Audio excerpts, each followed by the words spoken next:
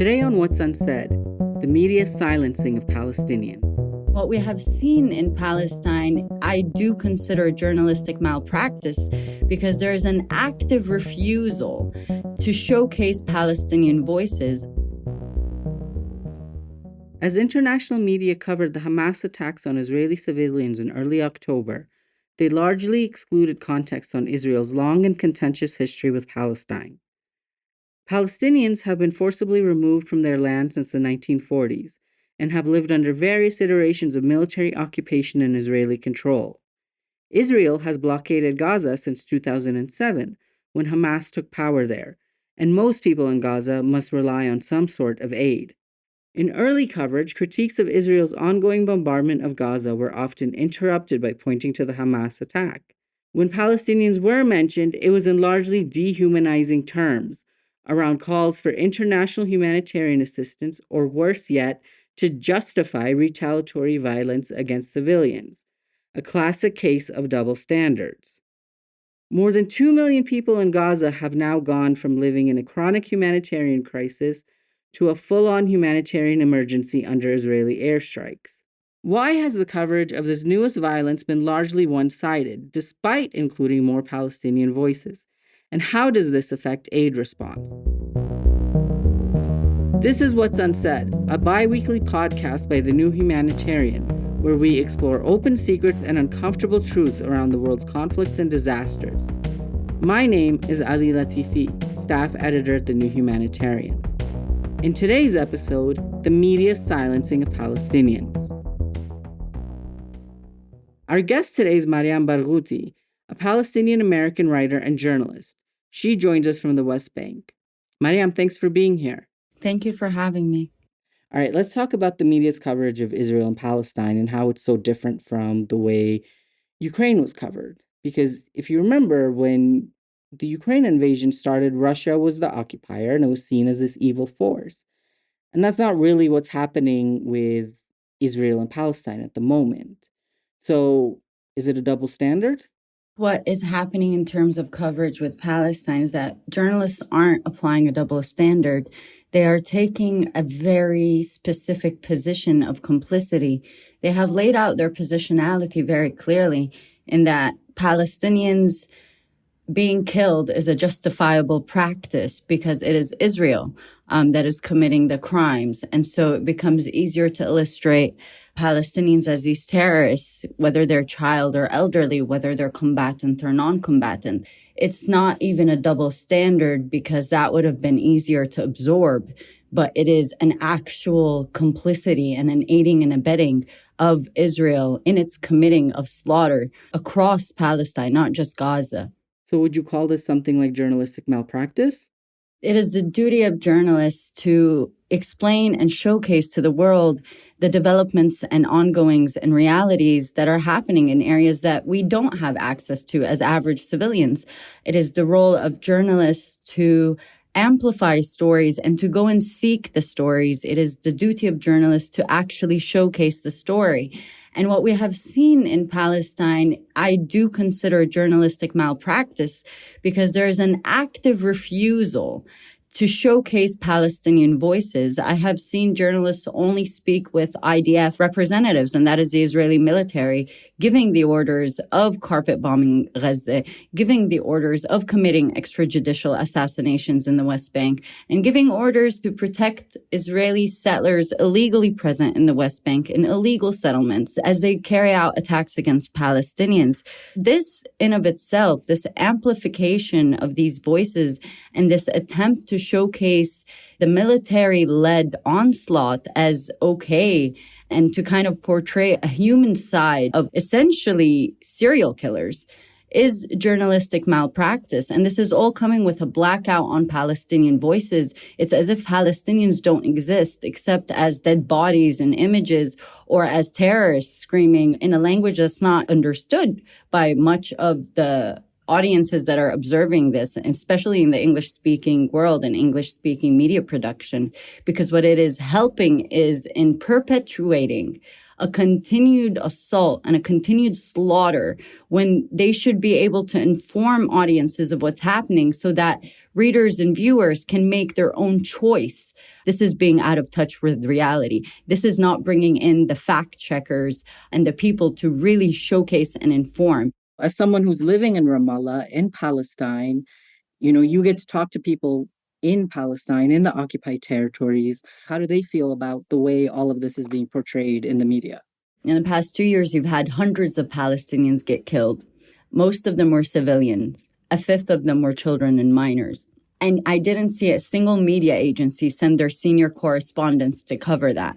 Suddenly, because there was killings on the Israeli population, organizations and news media agencies send their senior correspondents, hire news staff to cover all of this unraveling. And at the same time, they are still not covering Gaza proper. Not a single one has spoken about, not one of the journalists I have seen, at least in mainstream media specifically and in legacy media, speak about how they are unable to reach Gaza. Isn't that in of itself telling? How they are unable to speak with people in Gaza because they're busy getting killed, or they're too busy taking care of each other, or the millions being displaced and the hundreds still under the rubble. That in of itself is important, and they're still not sharing that. Instead, they're pretending Palestinians don't exist, and if they can't reach a Palestinian, well, may as well just bring another Israeli voice to tell us how this is legitimate. To target mostly civilian infrastructure is legitimate. It's literally costing lives, and this is, for me, again, not hypocrisy. This is taking an actual positionality in the time where if you want to maintain objectivity, you are supposed to show all sides to this. And they're not. They keep purporting that we have to show two sides. And at the same time, they're only showing one. Has the tone of the coverage changed at all over the past few weeks? Has it gotten any better, or is it just getting worse? I think the tone of the coverage has gotten worse. But what I have seen in terms of getting better were journalists independently refusing to participate in this repetition, basically, of propaganda. And that's what it is. It's state propaganda. They're quitting jobs, or they're trying to go and cover independently. And I think that in of its own is also very telling.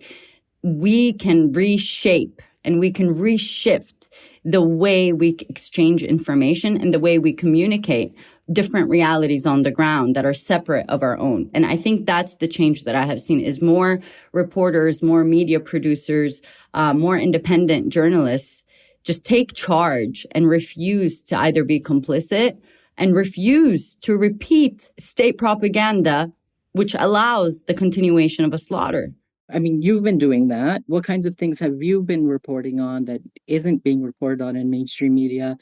And do you think that all of these voices are given the power or the reach to compete with the mainstream narrative? I think mainstream media is going to not be as relevant in the future because of the role that it is playing and has played continuously in covering the global South in general. In terms of how I've been covering, I've really tried to stick to the reality on the ground. I'm trying to verify information twice, 3 times in terms of what's happening here in Palestine, in the entire region. But I've also been carrying out interviews on the ground with various actors, from policymakers to citizens to protesters to journalists. And what I've been trying to amplify isn't just the ongoings right now, because again, this did not start on October 7th. This has been ongoing for decades. So I'm trying to bring forward what Palestinians are really thinking and feeling amid this. I mean, in the West Bank, you have had Palestinians in their homes. The streets have been empty since October 7th because of closures and shutting down, and Israel having military closed areas across the West Bank. Palestinians with Israeli citizenship are literally hiding in their homes because they're sitting ducks, especially after the Minister of National Security, Benny Gvir, distributed 10,000 rifles for settlers in the West Bank, as well as what he called civilian security teams in Palestinian towns and areas within Israel proper, or for Palestinians with Israeli citizenship. And what I've tried to bring out in all of this as well is that Palestinians are trying to have a discussion not on whether they deserve to live or not. We deserve to live. Palestinians deserve to live. That is not a matter of debate right now. But what Palestinians are saying is, why is the world so afraid of being free, of Palestinians being free? Why is the world so afraid of Palestinians saying our demand is freedom? And it's not just to have a ceasefire on Gaza right now, because we have seen what that has caused in the past. You'll have a ceasefire for a few months, and then Israel will bomb Gaza again, or it will deny the entry of goods and produce into Gaza. So it's a larger conversation that's being had. And I think media continues to have a reductionist approach into what is happening by just focusing on things like rocket fire. And I think it's important to emphasize that what is happening right now is a pursuit for freedom and liberation and return to Palestinian lands. And everyone seems to be afraid to repeat that, even though that is the Palestinian voice that is trying to come out. And to continuously hide that and conceal that is only going to keep us in this cycle that repeats itself over and over and over again. We've seen that some of the biggest media outlets in the world have had to apologize or correct information that was false. Earlier on BBC News, we reported on some of the pro-Palestinian demonstrations at the weekend. We spoke about several demonstrations across Britain during which people voiced their backing for Hamas. We accept that this was poorly phrased and was a misleading description of the pro-Palestinian demonstrations. Do you think that these corrections, do they help fight these double standards? Or do they somehow shift the existing narrative in a way? Is it useful? I don't know if it's useful or not useful to continuously bring out these corrections on, the mainstream media. I do know it is an obligation and a duty. Otherwise, it's just allowing the repetition of misinformation until it becomes seen as truth and fact in the future. But what I also see is that is an exhaustion of energies, that is an exhaustion of labors that can be better invested elsewhere, especially reporters and journalists. Really trying to cover on the ground, especially in light of the lack of coverage on the ground. A lot of times we see that these sort of common double standards, dehumanization, all of these kinds of things in the media have to do with nations with a history of colonization, occupation, and oppression. What do you think of that? And how do you think Palestine falls into that? I think it's really important to not separate between these legacy medias, mainstream media, and English-speaking media from the history in which they were birthed. Historically, we have seen, for example, French colonialism, American imperialism in terms of going to other places around the world and extracting and exploiting natural resources for their own good, as well as the different colonialisms from Europe to the entire global South. Were very much entwined with information and with media production and knowledge production. And that is important because they had to continuously maintain this image that we are the saviors of the world, that we are better than the world. And we are, again, bringing in civilization. And when you see Netanyahu's speeches, Lieberman's speeches, or the chief of defense in Israel, his speeches, you see it's this repetition. We are the children of light. We are bringing civilization to these savages, to these angry Arabs, and it's this repetition, of historical colonial narrative. And again, it can't be divorced from the reality on the ground. If there was to ever be a shift in media production for the global north, and this is, again, for the global north, anyone that's in struggle or in the region would know about the reality. But I don't think people in the United States, for example, or in Europe understand that they are funding these wars, that they are responsible for these wars, that they are repeating this narrative of supremacy, especially the mainstream media, is not covering how American police is repressing protesters, how German police is throwing tear gas and beating protesters, how French police is beating and arresting and tear gassing protesters. And this is, again, entwined with this colonial idea that we are the children of light. We are the civilization, and we're against savages. So it's very much entwined, and it's very much not exceptional or exclusive to Palestine. And I think, again, it's part of a wider reality. So Palestine's offering an opportunity to really expose and showcase these dualities and this supremacy. We've also seen a lot of people turning to social media, right? So they've been using Facebook, they've been using Instagram, Twitter, YouTube to tell the Palestinian side of the story. But we've also seen a lot of people say that they've either had their posts taken down or they face some kind of a backlash. And you're really active on social media as well. Have you come across these kinds of things? Have you faced threats? Have you faced some kind of a backlash? So in 2021, when I was covering protests here during the uprising of unity and hope, and I was covering repression by the Palestinian police, as well as the Israeli army and settlers. And I had my posts removed in real time as I was, trying to tweet in real time or to post on my different social media accounts. And I remember also I was terrified. I was terrified that it was being deleted in that moment. I was being censored in that moment because I'm on the street being shot at. So I'm like, okay, I can just die right now. And no one's going to hear anything. No one's going to know anything. And if I'm dead, I can't even try and confront the narrative that's going to be built on me. So I have faced that. Right now, my entire social media platforms, I don't even check messages. I don't really check mentions because they're all genocidal statements.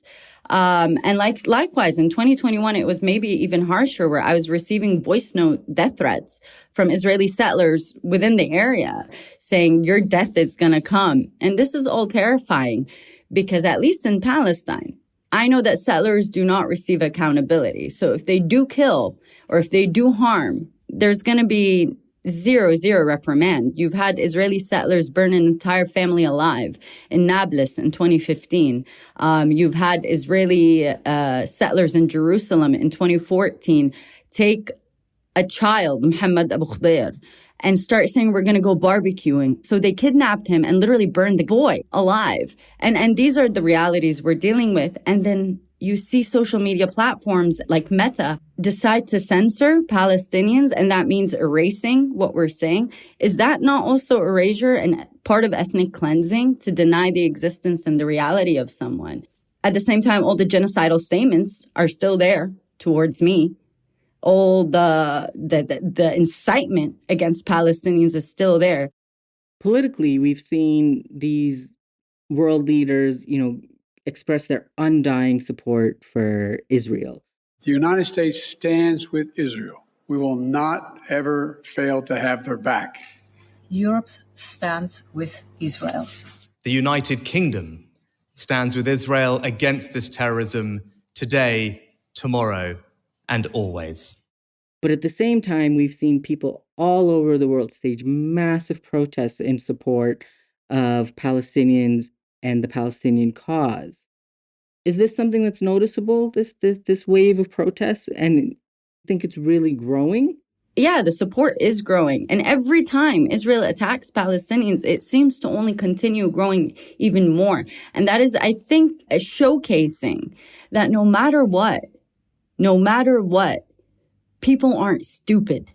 And even if you try to conceal information from them, when we're seeing massive repression, we know in our gut when there is an army taking on a civilian population and civil society as if they're another army, when in fact they're trying to erase them off the map to build more settlements. And I've only seen that grow, and it's honestly been inspiring because I understand what that requires. It requires you to go against everything you're being taught. It requires a sort of dissonance with yourself. It's going to require a lot of sacrifice from friends to family that is still unable to reconcile that, hey, actually what Israel is trying to tell us about this it's not fact. Do you think there was a specific moment or certain events that started this pushback? We have been seeing struggles and protests across the world against tyrants, against abusive regimes. So people understand struggle globally. And we need to recognize that Palestine is not in a fight on its own.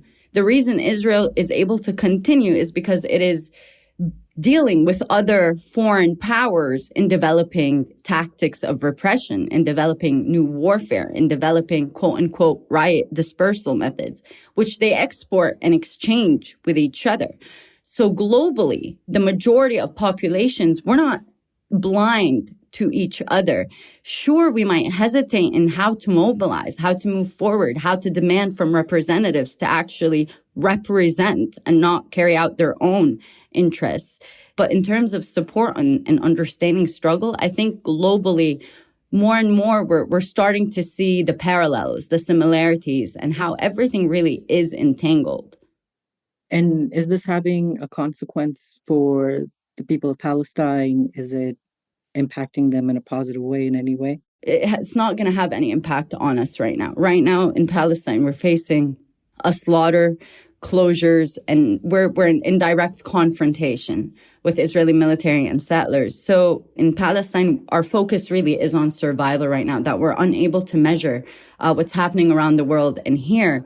But it definitely keeps morale. It allows us to keep saying, no, our life do carry value within the world. We are still within the world because Israel has tried to isolate us. And I think in the end, the mobilization around the world is not for Palestine, and it should not just be seen for Palestine. It is for the world. The impact we will see will only be in the future. I think it's going to build a lot of bondship and new solidarity movements and a new idea of global collective, global unity. But right now, it's just really difficult to measure. We are at a very, very important moment in history. I genuinely believe that. And its impact will only be seen later. And it's on everyone right now to just take a breath, absorb, and really start making decisions for themselves. Because if we're going to rely on what policymakers and representatives are going to keep pushing forward, they're really focused on how many more weapons they can bring in. I mean, Israel has bombed Gaza to the point that it's the size of, I think, a fifth of a nuke bomb. These bombings, they've escalated the chronic humanitarian crisis and turned it into an emergency. As someone who's worked with aid agencies in the Middle East, how do these kinds of media narratives that we've been talking about, how do they shape ideas of who is in need in a place, and how does it influence decisions about emergency response to people who are in need? So Gaza has been in a state of emergency for decades. Palestine has been in a state of emergency for decades. Our entire legal system is based on being in a state of emergency. Same thing with Israel, mind you. They still don't even have a constitution.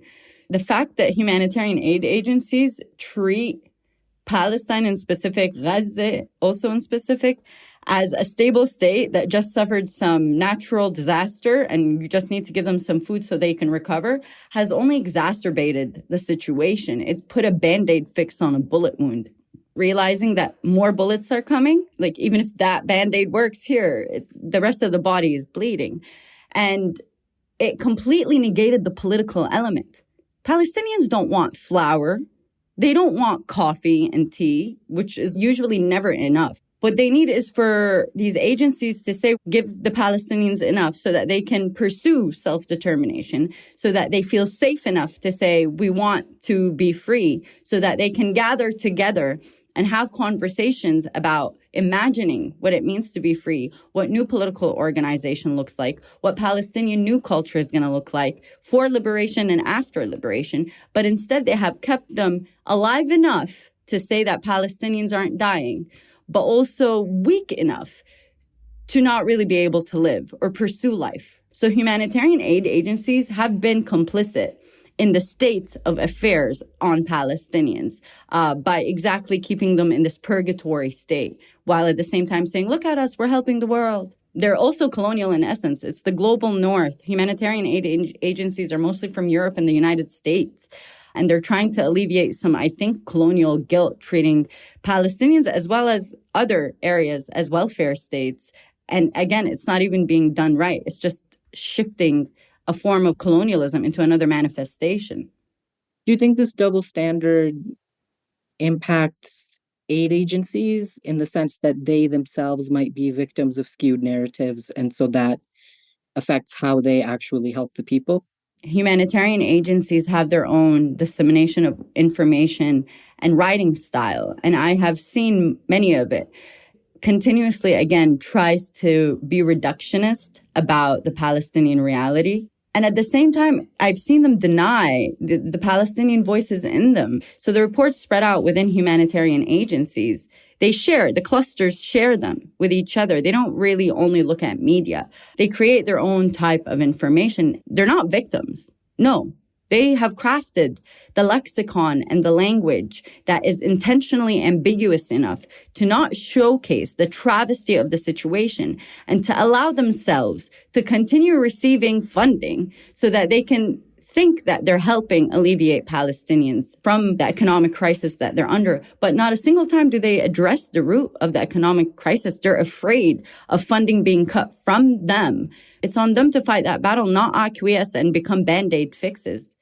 So this leads to a point that was made in our recent Decolonize How column, where our colleague Patrick Gathara, he discussed the use of the word humanitarian by politicians and the media and how it creates this false narrative around moral obfuscation. And he said, in terms of coverage of Palestine and Israel, he asked this question of, does describing the situation in Gaza resulting from the current Israeli bombardment as a humanitarian crisis obscure the lived reality much of the last 2 decades there? How do you feel about the use of the term humanitarian when people talk about the situation for Palestinians? It's a crisis of justice. It is a political crisis. It's not a humanitarian crisis. Palestinians, if there was no occupation, have enough resources and enough skill to really not be starved. We are occupied. We're having our water taken from us and our food taken from us. So our problem is not a humanitarian crisis, again, as if a natural disaster hit us. It is, in essence, a political crisis. It is a crisis of justice. And I think framing it as a humanitarian crisis, again, shows you the limited scope of these international agencies that are coming here as if to help alleviate Palestinians from this humanitarian crisis. They're coming with preconceived notions of a reality that applies not in Palestine, and again, tried to project it and plaster it on Palestine, but it's inapplicable. Thank you, Mariam, for joining us and taking this time to speak to us in this really trying and difficult time. My pleasure. Thank you so much. Mariam Barghouti is a Palestinian-American writer and journalist based in Ramallah. See our show notes to find links to her work online. Do visit thenewhumanitarian.org for ongoing reporting on the humanitarian situation in Gaza and the wider region. What are people afraid to talk about in today's crises? What needs to be discussed openly? Let us know and send us an email at podcast@thenewhumanitarian.org. Subscribe to The New Humanitarian on your podcast app for more episodes of What's Unsaid, our podcast about open secrets and uncomfortable truths, with new episodes every other week, hosted by Erwin Loy and me. This episode is produced and edited by Marta Vanderwolf, sound engineering by Mark Nieto, with original music by Whitney Patterson, and hosted by me, Ali Latifi.